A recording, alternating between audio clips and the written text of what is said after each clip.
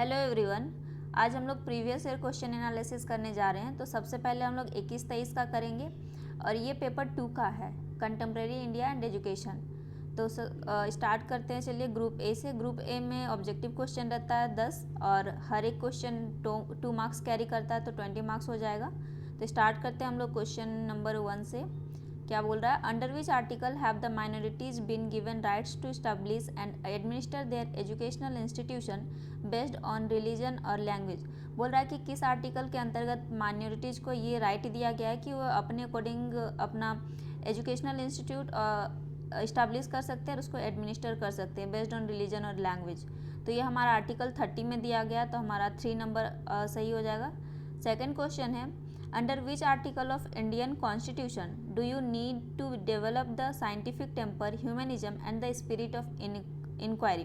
बोल रहा है कि इंडियन कॉन्स्टिट्यूशन के किस आर्टिकल के अंतर्गत हम लोग को ज़रूरत है साइंटिफिक टेम्पर डेवलप करना, ह्यूमनिज्म और spirit of inquiry. It means कि वैज्ञानिक पर्सपेक्टिव डेवलप करना है और भाईचारा। तो ये हमारा फंडामेंटल ड्यूटीज़ में दिया गया। तो फंडामेंटल ड्यूटीज़ कौन सा आर्टिकल में आता है? 51A में।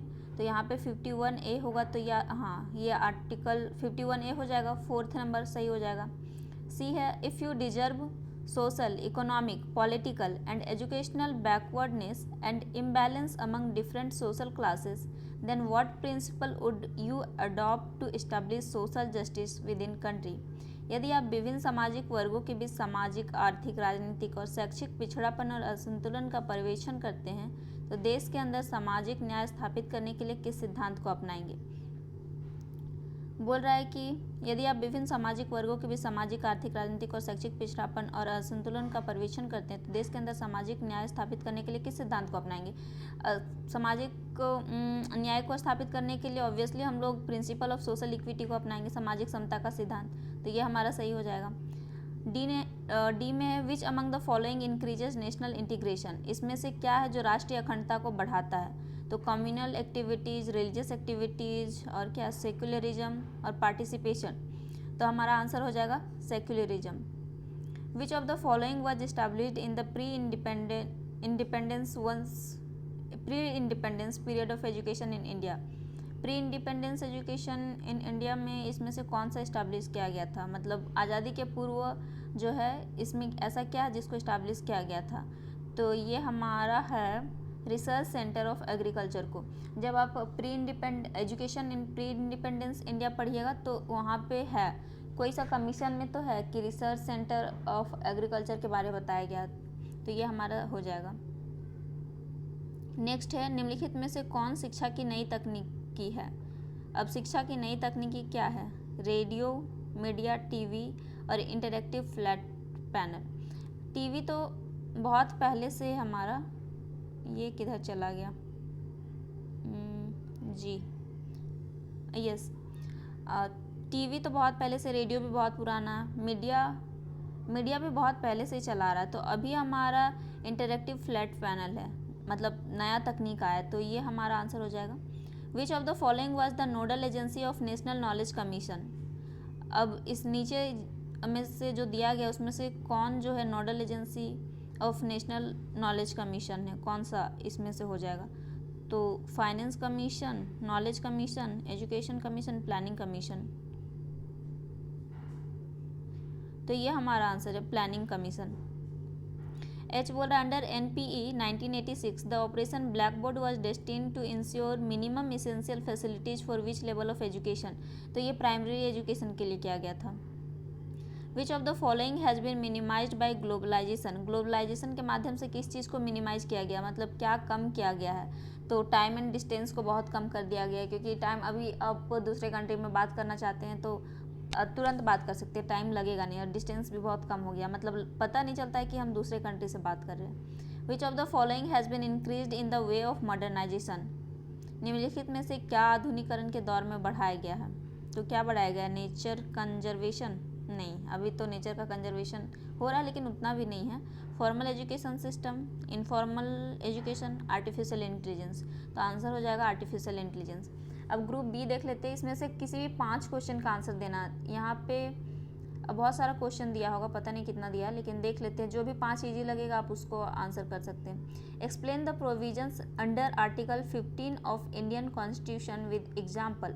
अब बोल रहा है कि भारतीय संविधान में जो अनुच्छेद 15 में दिया गया जो भी प्रावधान है उसको उदाहरण सहित लिखना है। तो आर्टिकल 15 में क्या, आर्टिकल 15 में कि किसी के साथ भी भेदभाव नहीं करना है, जेंडर के बेसिस पे, सेक्स के बेसिस पे, प्लेस ऑफ बर्थ के बेसिस पे, और किसी भी रिलीजन, कास्ट के बेसिस पे भेदभाव नहीं करना। आप उसको एग्जाम्पल दे सकते हैं और इसको क्वेश्चन को थोड़ा लंबा आंसर कर सकते हैं। What do you understand by right to education. तो पूछ रहा है कि राइट टू एजुकेशन जो है उससे क्या अभिप्राय है आपका। तो राइट टू एजुकेशन लाया गया था 2009 में, और इसका मेन प्रोविज़न जो था, मेन ऑब्जेक्टिव जो था, फ्री और कंपलसरी एजुकेशन देना था उन बच्चों को जो 6 से 14 वर्ष तक है। तो ये तो इनका था। उसके बाद इनका और भी प्रोविज़न था कि क्वालिटी एजुकेशन प्रोवाइड करना, डिस्क्रिमिनेशन नहीं करना है on the basis of gender, caste, religion, और फिर था फाइनेंशियली सपोर्ट करना है, और टीचर्स लोग को भी इसमें एक ये भी बोला गया था कि रेशियो बताया गया था टीचर स्टूडेंट का, कि टीचर स्टूडेंट का रेशियो कितना होगा।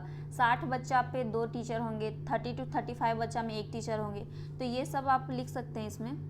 How is education associated with society. अब बोल रहा है कि एजुकेशन जो है सोसाइटी से कैसे जुड़ा हुआ है। तो देखिए, किसी भी सोसाइटी का डेवलपमेंट के लिए एजुकेशन देना ज़रूरी है। अगर किसी भी सोसाइटी का स्टीरियोटाइप माइंडसेट, जो हमारा रूढ़िवादिता सोच है, उसको तोड़ना है तो सबसे पहले एजुकेशन देना होगा।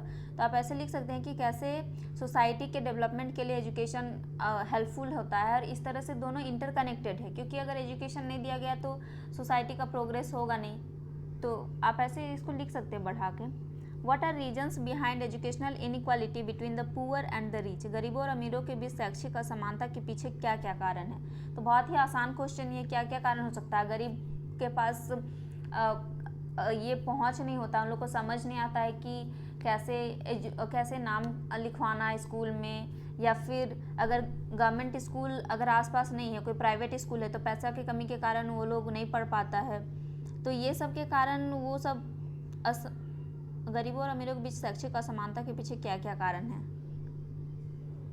तो इसके कारण वे लोग अच्छे शिक्षा नहीं ले पाते हैं और फिर वो ऐसे पिछड़ते चले जाते हैं। List out the educational commissions come up in the past independence period in India. Bharat में आज़ादी के पश्चात आए हुए शैक्षिक आयोगों की सूची देना है। तो कौन कौन सा आयोग आया था पोस्ट इंडिपेंडेंस में। तो फर्स्ट तो राधा कृष्ण कमीशन आया था, फिर कोठारी कमीशन, मुदालियर कमीशन, ये सब कमीशन आया था। तो ये सब कमीशन अगर आप पढ़ें तो अच्छे से लिख सकते हैं। What courses are recommended under vocational education. Vocational education के अंडर कौन कौन सा कोर्स को रिकमेंड किया गया।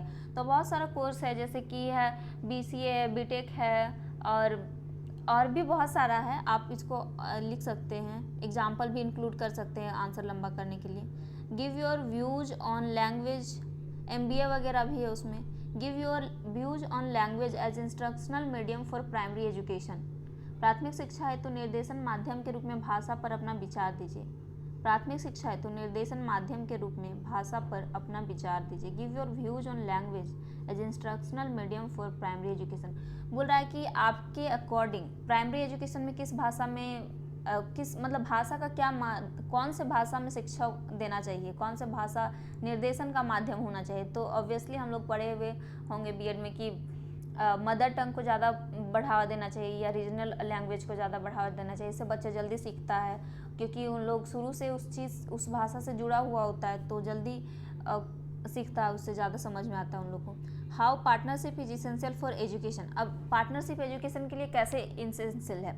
तो देखिए, पार्टनरशिप करने से क्या होता है कि अगर एक कंट्री दूसरे कंट्री से पार्टनरशिप कर रहा है तो दोनों में एक्सचेंज होगा, नॉलेज का एक्सचेंज होगा, आइडियाज़ का एक्सचेंज होगा, और इक्विपमेंट्स का एक्सचेंज होगा। जो भी साइंटिफिक टेक्नोलॉजीज़ नया नया इन्वेंशन हुआ होगा या डेवलप हुआ होगा, तो ये सब हम लोग एक्सचेंज कर सकते हैं पार्टिसिपेशन के थ्रू। जैसे कि अभी न्यू एजुकेशन पॉलिसी लॉन्च हुआ इंडिया में। अब यहाँ पे स्किलफुल एजुकेशन देने का बात किया जा रहा है, तो उसको देने के लिए हम लोग को चाहिए टेक्नोलॉजी चाहिए। अब सपोज अगर इंडिया में वो टेक्नोलॉजी नहीं है, तो हम लोग पार्टनरशिप करेंगे किसी ऐसे कंट्री के साथ जहाँ पे टेक्नोलॉजी ज़्यादा है, तो ऐसे हम लोग वहाँ से एक्सपोर्ट कर सकते हैं,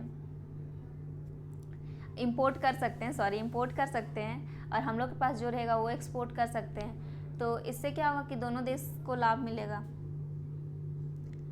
अब दीर्घ उत्तरीय प्रश्न में आ जाते हैं। तो यहाँ पे हम लोग को बस 4 क्वेश्चन लिखना है और 4 क्वेश्चन, हर एक क्वेश्चन 10 मार्क्स करेगा। Describe the impact of technological enhancement on education. अब देखिए टेक्नोलॉजी के बढ़ने से एजुकेशन में क्या इम्पैक्ट पड़ा है। तो बहुत सा इम्पैक्ट पड़ा है। इजी एक्सेस हो गया एजुकेशन का टेक्नोलॉजी के वजह से। अभी टेक्नोलॉजी के वजह से ही हर गरीब को ये एक्सेस है कि वो पढ़ सकता है, मतलब और ये वही बोल सकते हैं कि ये बहुत, अब इसमें हम लोग को पैसा ज़्यादा इन्वेस्ट नहीं करना पड़ रहा है, क्योंकि टेक्नोलॉजी के थ्रू अभी इंटरनेट चल रहा है, तो इंटरनेट के थ्रू सबको एक्सेस कर पा रहा है। और भी है कि हम लोग को समझ में आसानी से आने लगा है, क्योंकि अब हम लोग 3D एनिमेशन को देख सकते हैं टेक्नोलॉजी के थ्रू, और फिर प्रैक्टिकल ज़्यादा कर सकते हैं। पहले टेक्नोलॉजी के कमी की वजह से हम लोग प्रैक्टिकल ज़्यादा नहीं कर पाते थे। पहले थियोरेटिकल नॉलेज ज़्यादा लिया जाता था, तो अब हर थियोरेटिकल नॉलेज जिसका भी हम लोग प्रैक्टिकल कर सकते हैं, आराम से कर सकते हैं। तो ये सारा इम्पैक्ट हो एजुकेशन पे टेक्नोलॉजी के कारण। Discuss the major recommendations of the national knowledge commission. अब नेशनल नॉलेज कमीशन का मेजर रिकमेंडेशन जो है उसको लिखना। अब यहाँ पे देखिए ये नहीं पूछा है कि 1986 वाला लिखना है या 68 वाला 1992।